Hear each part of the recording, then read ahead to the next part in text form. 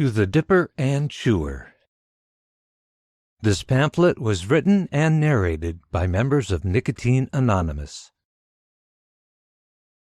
How we think. We think we can take it or leave it. We often feel superior to weak-willed smokers who can't kick the habit. We can quit any time, right? When we try to quit, we soon find we can't go a day or even a few hours without a plug or chew. Some of us find ourselves chained to the can or pouch.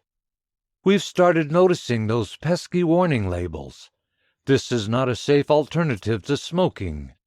Warnings and statistics, just more intrusions into our lives, scare tactics from people who don't understand.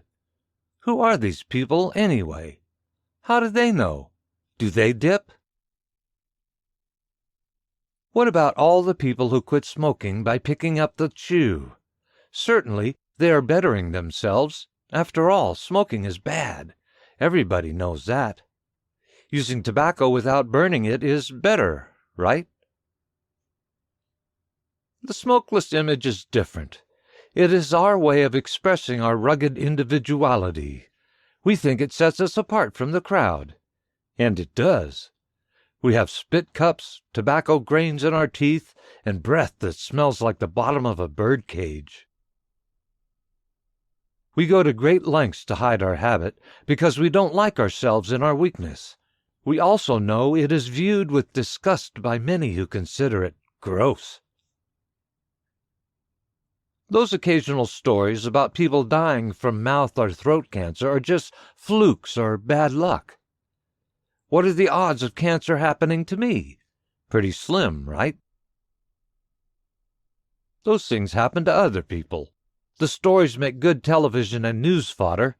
Besides, if I did quit, I still might get hit by a bus next week. Might as well not bother. But I could quit if I wanted.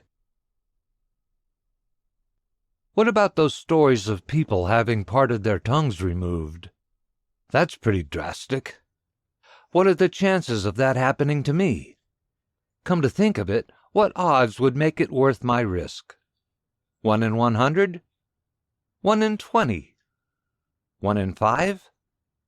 I've always been pretty lucky. Maybe the damage is already done. If so, there would be no reason to quit, would there? We ponder these and many other facts, fears, and fantasies. Gradually, we become aware that many of our questions don't have definite answers. We can cop out forever or until we get sick.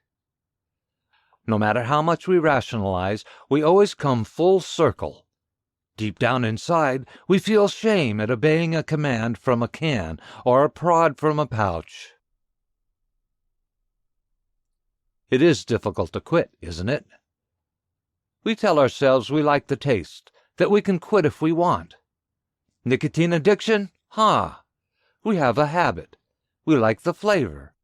We can't be addicted to nicotine. It isn't a real drug, is it? Then we wonder if maybe we're ignoring the facts. After a few unsuccessful attempts at quitting, we begin to realize that we are hooked. Consider nicotine addiction and think of the lengths and expense to which we go to feed it. Social activities become difficult, a nuisance. We spend a lot of valuable time planning ways to stock our supply and keep it available. We go to great lengths to get our fix, like driving in bad weather to get tobacco when we wouldn't go out to the store for milk.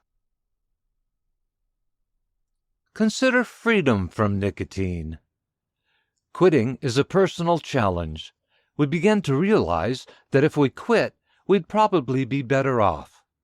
We wonder, what would it be like if we didn't have to accommodate this addiction, habit? We could stop lying to ourselves. We could feel good about ourselves. We could accept the challenge and live a nicotine-free life. What are the facts regarding smokeless tobacco use? The oral delivery system is efficient in providing the body with a direct supply of nicotine. Nicotine is a poisonous drug, both a stimulant and a depressant. Nicotine is highly addictive. Nicotine is powerful. The oral use of tobacco provides perceived pleasure, gratification, and reward. These are the short-term effects. Nicotine use bonds to many emotions and daily activities. Reportedly, it improves concentration, but often the nagging drive to maintain a nicotine level proves more of a hindrance than a help. What are the long-term effects? What are the dangers to the smokeless tobacco user? The risks include mouth and throat cancer, chronic mouth irritation, tooth loss, gum disease, and high blood pressure. The support found in the Fellowship of Nicotine Anonymous has helped many of us recover from nicotine addiction, one day at a time. There is hope. Many have beaten this addiction. With the support of others, we can attend Nicotine Anonymous meetings, read literature about nicotine addiction, tips for gaining freedom from nicotine, introducing Nicotine Anonymous to the newcomer, and sponsorship in Nicotine Anonymous. Accept that the smokeless tobacco habit is a powerful nicotine addiction just like smoking. Work the 12 steps. Set a quit date and pray to become willing to be willing. List alternative activities to replace nicotine use. Write thoughts and feelings about nicotine use, how it impacts life, and how quitting might be beneficial. Stop using tobacco in any form and start living. This pamphlet was produced by members of Nicotine Anonymous. Order printed copies of this pamphlet at our store.